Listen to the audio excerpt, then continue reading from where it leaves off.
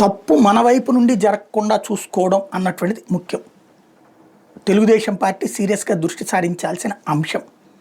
Especially కూటమిగా నడుస్తున్నప్పుడు నువ్వు నేను కలిస్తే మనం కలిస్తే జనం కలిస్తే ప్రభంజనం. ఇది పవన్ కళ్యాణ్ నిరూపించింది. ఒంటరిగా దెబ్బతిన్నాడు, కలిసి గెలిపించాడు. జగన్ 15 ఏళ్ళు రాకూడదు అనుకుంటున్నాడు. చంద్రబాబు నాయుడు గారి జీవితంలో ఎన్నడూ చేయని పని ఈ దఫా చేశారు. అది గతంలో కమ్యూనిస్టులతో పొత్తు పెట్టుకుని గెలిచారు, బీజేపీతో పొత్తు పెట్టుకుని గెలిచారు. అప్పుడు వాళ్ళని మంత్రివర్గంలోకి తీసుకోవాలి. ఈ దఫా మంత్రివర్గంలోకి తీసుకున్నారు, జనసేనని కానీ బీజేపీని కానీ. అదొక మంచి పని.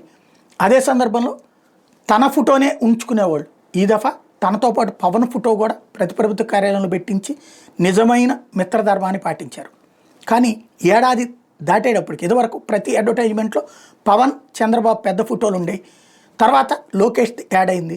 ఇప్పుడు ఫైనల్గా మళ్ళీ రోజులు మారేటప్పటికి క్రమంగా తగ్గుతోంది. అడ్వర్టైజ్మెంట్స్లో బాబు గారి ఫోటో, లోకేష్ గారి ఫోటో ఉంటుంది, పవన్ కళ్యాణ్ పక్కన పెడుతున్నారు. అందుకే ఆయన మొన్న చెప్పుకొచ్చినటువంటి డైలాగ్ ఏదైతే బొటనవేలు లేకపోతే బలమైనటువంటి ఏకలవ్యుడు కూడా బలహీనపడ్డాడు, అట్లాగే మనం ఒకరికొకరు కలిసి ఉండాలన్నట్టు. ఎందుకంటే తొలి అడుగు అని ఒక ప్రోగ్రామ్ని ఇప్పుడు పెట్టారు.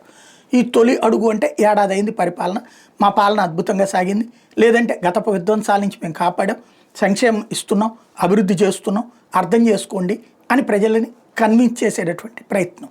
ఎమ్మెల్యేలు వెళ్తున్నారు. బట్ తెలుగుదేశం జనసేన బీజేపీ కూర్చుని ఏమైనా చేసినాయి ఈ ప్లానింగ్?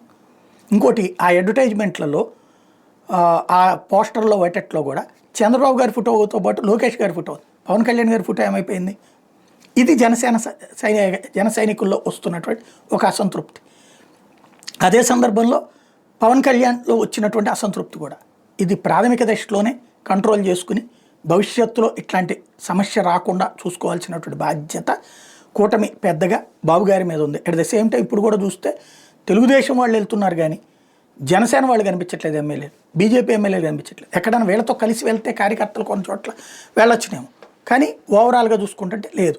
అంటే సమన్వయంతో సాగటం లేదు.